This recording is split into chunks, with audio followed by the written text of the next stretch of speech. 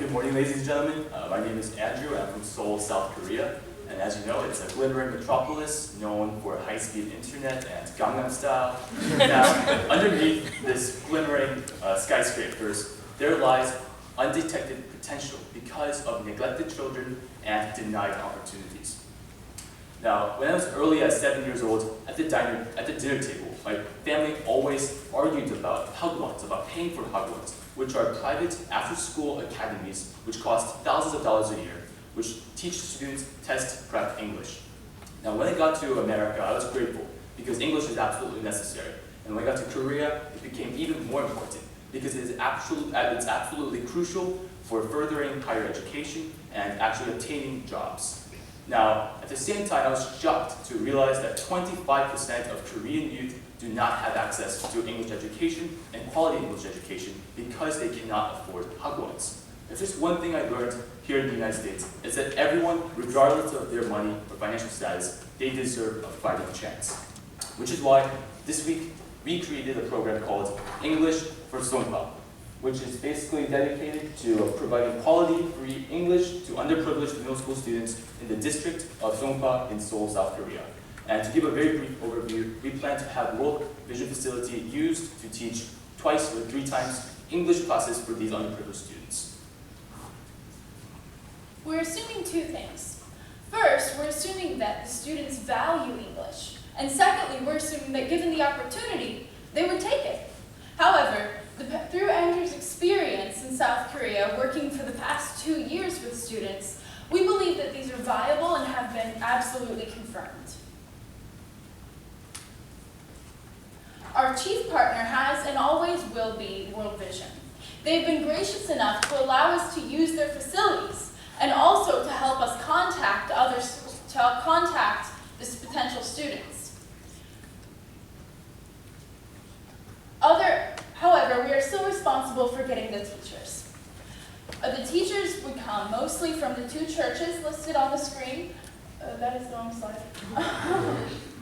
The two churches which are located near Seoul and speak English. We've called them, we're in contact with them, and they are ecstatic. They're excited to help us and to work with us. We also hope to draw teachers from the school, which is where Andrew goes to high school, and where there are other English-speaking students who may be interested in helping out. Of course, in addition to teachers, you also need students. We've developed a 2-part program to partner with parents and students to show the necessity and of learning English and our plan to implement it. We want first to have informative seminars for parents to show why English is important and how we're different in teaching it. We have planned to appeal to the same motivations to the students, but we also will do things like have a reward system and snacks to reward things like participation, showing up on time, good work. We hope that parents will be encouraged to stick with our program when they see the genuine progress that their children are making in learning the English language.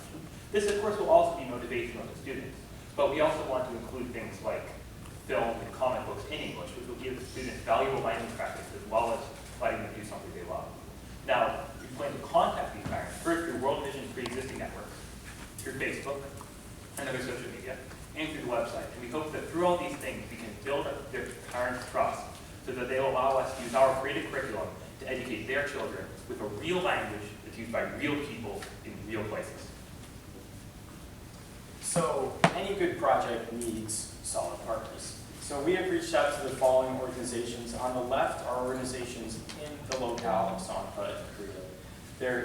We have reached out to the district mayor of Songpa, and the mayor's representative was very supportive and directed us to local state-sponsored community organizations, which would greatly expand our network in the official sector.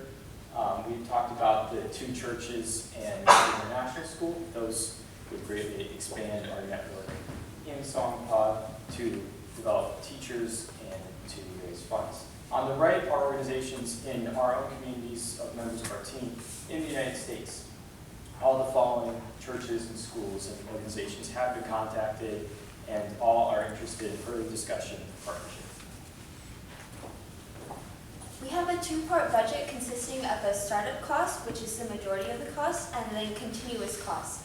The startup cost will mainly include a laptop and other school materials, and then We would have our continuous costs, which would include transportation, snacks, and additional money for new games and books. As well with our budget, we have our essential timeline, which begins July 2016, and we'll continue on to start our program on October and have fundraising in May 2017. Right, and some challenges and some biases are existing. However, we want to establish this program because we believe in providing freedom of opportunity, freedom to make a better future, because we believe everyone deserves the equal right to have a fighting chance. Thank you very much.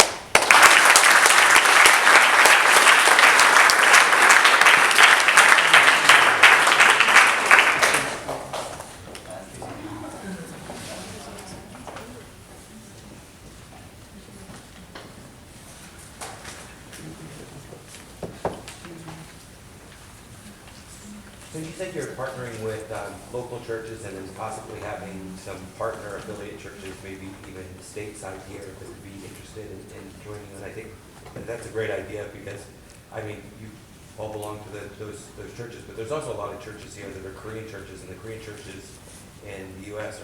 are one of the fastest growing church organizations here. So I think you probably get a lot of partner support for the program that you're doing. So it begs the question, instead of purchasing a lot of the items that you have here, would it be more cost effective to see if you could get your partner churches here to donate those items? Most people in this country have 2 or 3 laptops laying around in their house that are probably good enough for what you need them for, but aren't being used. And you might be able to get away with a much, you could use those funds in different ways that might actually help promote the organizations and marketing and things like that in a better way than actually spending it on materials that we thought about, things like that.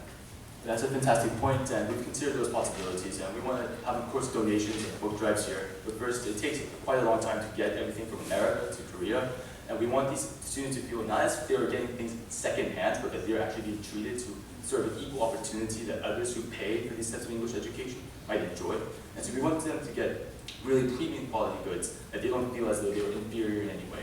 And so I want them to actually feel that they're being treated to the same type of opportunity and the same type of spending that other more privileged students are being allowed to subject to.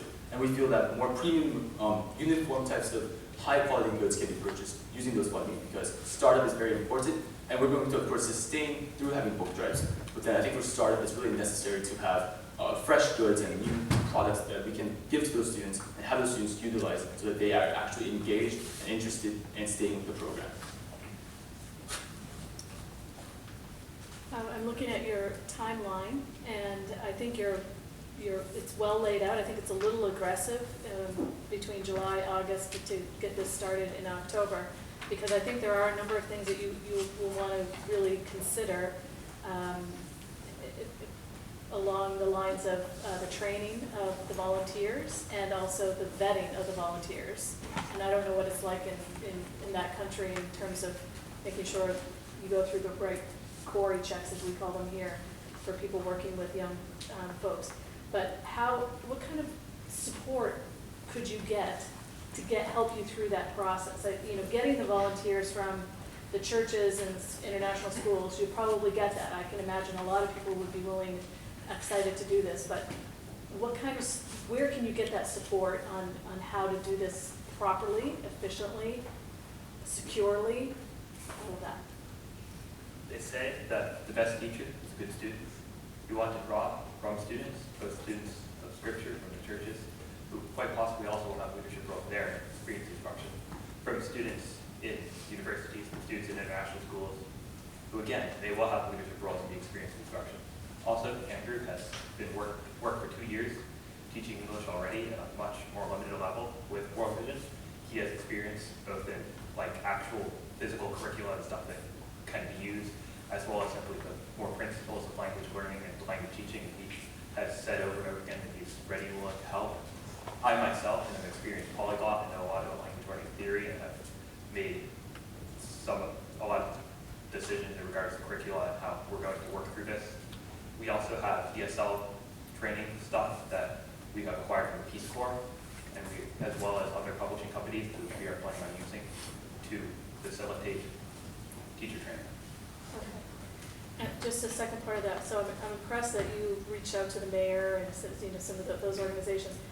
Those may be the folks, and I don't know if my question's on target or not, but I can just imagine if you're getting volunteers to work with other young people that you need some security vetting. That's kind of the thing I'm talking about. So how would you talk about that? We actually conducted research on background checks in Korea, and from what we have researched, Korean citizens can go and request a background check from their local police office, and then they can send it to us. And also World Vision requires a background check for any people working with any of their kids. So we will conduct our own background checks as well as World Vision, and therefore we will ensure a secure environment for the children.